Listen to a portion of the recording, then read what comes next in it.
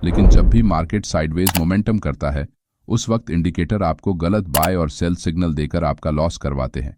ऐसे समय sideways market में बार बार ट्रेड में एंट्री करने से बचने के लिए आप प्राइस एक्शन के साथ बोलिंजर बैंड इंडिकेटर का उपयोग करके अच्छा प्रॉफिट बना सकते हैं। चलिए आज हम इस वीडियो में बोलिंजर बैंड इंडिकेटर को किस तरह इस्तेमाल करना है इसके बारे में विस्तार से जानते हैं। बोलिंजर बैंड इंडिकेटर को अपने चार्ट पर लगाने के लिए सबसे पहले ट्रेडिंग व्यू वेबसाइट ओपन करें। बाद में इंडिकेटर सेक्शन में सर्च बॉक्स में बोलिंजर बैंड टाइप करके उसे सिलेक्ट कर ले। ये इंडिकेटर आपके चार्ट पर इस तरह दिखाई देगा। हमें बोलिंजर बैंड की सभी डिफ़ॉल्ट सेटिंग्स को वैसे ही रखना है। बोलिंजर बैंड इंडिकेटर में बीच में दिख रही इस लाइन को 20 पीरियड मूविंग एवरेज कहते हैं। ऊपर और नीचे दिख रहे इन दो लाइन्स को अपर बैंड और लोअर बैंड कहते हैं। इसी दो बैंड लाइन का उपयोग हम आगे अपने ट्रेडिंग में करने वाले हैं। बोलिंजर बैंड इंडिकेटर का उपयोग मार्केट के मोमेंटम और वॉलेटिलिटी की पहचान करने के लिए किया जाता है। जब भी मार्केट में किसी शेयर प्राइस बोलिंजर बैंड के अंदर होती है तब मार्केट में साइडवेज मोमेंटम है, ऐसा हम मानते हैं। लेकिन जैसे ही मार्केट में कोई ट्रेंडिंग मूव आता है तब प्राइस बोलिंजर बैंड को तोड़कर बाहर निकल जाती है। उस समय मार्केट में स्ट्रॉन्ग अपसाइड और डाउनसाइड मूव आता है। ट्रेंडिंग मार्केट में ट्रेडिंग करके प्रॉफिट बनाना आसान होता है, लेकिन साइडवेज मार्केट में ट्रेडर बार बार ट्रेड में एंट्री एग्जिट करते हैं और अपना नुकसान करवा लेते हैं।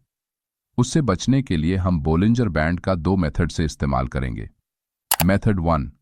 Bollinger Band acts as a support and resistance. Method 2. Bollinger Band overbought and oversold area. Method 1. Bollinger Band acts as a support and resistance.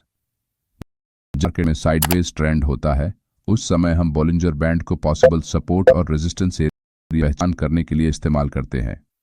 इस चार्ट में मार्केट में प्राइस जब भी ऊपर की तरफ जाती है तब प्राइस बोलिंजर बैंड के ऊपर वाली लाइन से रेजिस्टेंस लेकर फिर से नीचे आती है, और जब भी प्राइस नीचे आती है तब नीचे के लाइन से सपोर्ट लेकर फिर से ऊपर मूव करती है।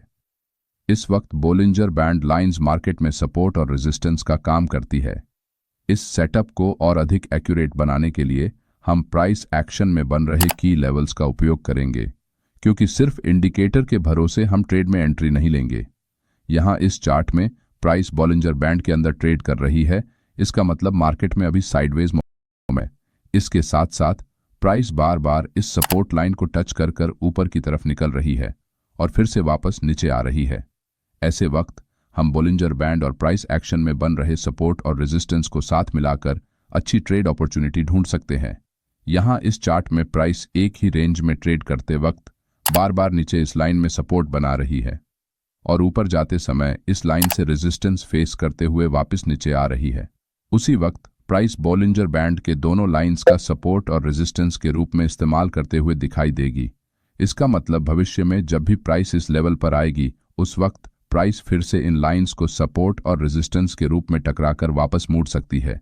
ऐसी सिचुएशन में आप रिस्क टू रिवॉर्ड के हिसाब से छोटा स्टॉप लॉस लगाकर अपसाइड में लॉन्ग ट्रेड और डाउनसाइड में शॉर्ट ट्रेड में एंट्री लेकर अच्छा फिट कर सकते हैं। Method 2. Bollinger band overbought and oversold area में बोलिंजर बैंड इंडिकेटर के ऊपर और नीचे की लाइन को तोड़कर बाहर निकलती है। उस वक्त एक बहुत अच्छा रिवर्सल ट्रेडिंग सेटअप बनता है। इस चार्ट में एक स्ट्रॉन्ग अपट्रेंड के बाद प्राइस यहां बोलिंजर बैंड के ऊपरी लाइन को जैसे ही तोड़ती है उस वक्त प्राइस ओवरबॉट जोन में चली जाती है और यहां से पॉसिबल रिवर्सल ट्रेड की बहुत अच्छी अपॉर्चुनिटी बनती है। आप छोटा स्टॉप लॉस लगाकर यहां से शॉर्ट ट्रेड में एंट्री कर सकते हैं और इस पॉइंट पर मार्केट में ऊपर की तरफ एक रेजिस्टेंस जोन और नीचे की तरफ सपोर्ट जोन बनाकर प्राइस दिन भर इसी एरिया में मूव करती है। जब भी प्राइस सपोर्ट लाइन के पास आकर बोलिंजर बैंड लाइन को नीचे की तरफ तोड़ने की कोशिश करती है उस वक्त प्राइस ओवरसोल्ड जोन में होती है और इस पॉइंट से पॉसिबल रिवर्सल ट्रेड में आप एंट्री बनाकर बोलिंजर बैंड के ऊपर की लाइन को टारगेट